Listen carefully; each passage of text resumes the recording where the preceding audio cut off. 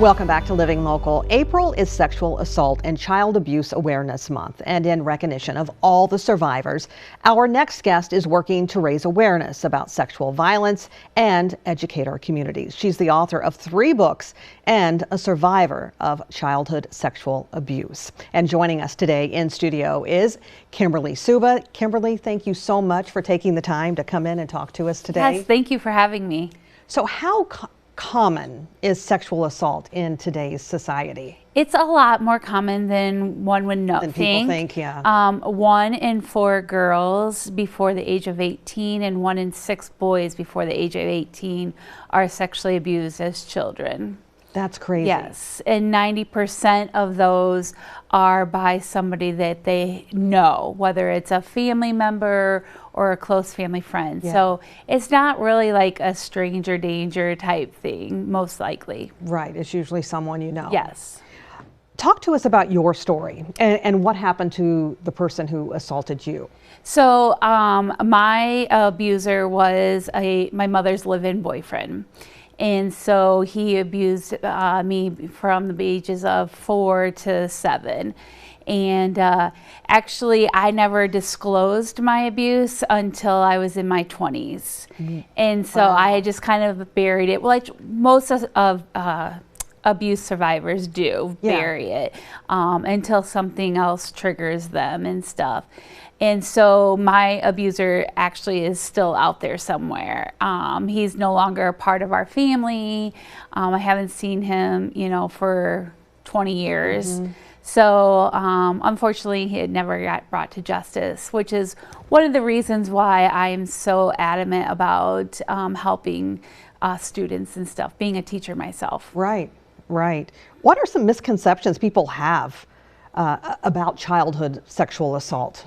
Well, a lot of the myths go back to like it only happens in like low income families or communities that are not the best communities, and that's not true. Yeah. It happens everywhere.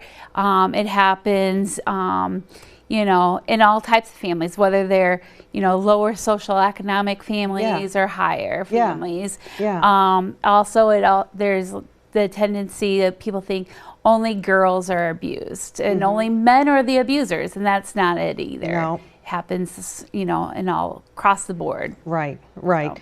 So 38 states, including Illinois, has passed Aaron's Law. Yes. And this would require personal safety, body safety, be taught in public schools. So tell us a little bit more about Aaron's Law and why other states aren't passing this law. Right. Well, we all teach about stranger danger, say no to drugs, or all those types of things in schools. And now we even have intruder drills, but we don't really talk about body safety. And so Erin Marin is from the Chicago suburbs, and she was abused by a neighbor and a cousin between 6 and 11. Mm-hmm. So she's on this mission of passing this law to help bring child abuse and sexual assault awareness prevention. It is not sex education, which is why a lot of states are hesitant to pass it, because they feel it is sex education or there's no money to bring this curriculum. But what it really is about is teaching kids about their body safety, safe touch, safe secrets, unsafe secrets, and to give them the tools and the strategies to be able to come forward to trusted adults. Yeah, I think that's so important. Yeah, and I personally have witnessed in the schools that I've taught and how it does work. Yeah, I'm sure. I had a student, we were doing the curriculum, and he was very agitated during it. Afterwards, he started throwing chairs and stuff and just was really upset. And the next day I had an opportunity to speak to him one-on-one. Yeah. And he just broke down and disclosed his abuse to me. And so we were able to get him the help that he needed. And then, it was right before COVID hit. And, a lot of abuse took place during the COVID when kids were more home and stuff. And the opportunity for the abusers to take advantage.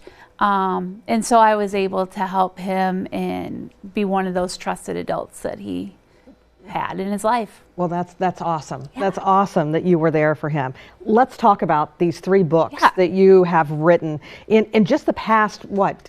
3 years since COVID. Yes. Since COVID. So what are the books about? So this first one, From Death to New Life, The Transformation of a Soul, is a compilation of a bunch of poetry that I've written since high school. Okay. So over the last 30 years. Okay. I had all these journals that I was going to just burn. And my therapist said, I think you need to read through those again.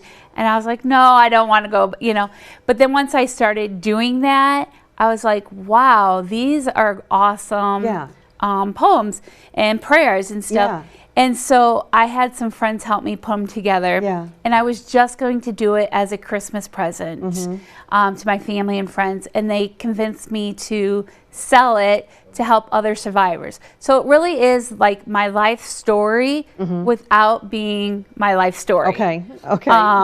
And quickly, what are the other 2? This one, Caterpillar's Journey, that is just about a caterpillar who wants to be a butterfly but can't, or doesn't believe she can, and eventually hears the voice of God and becomes that butterfly.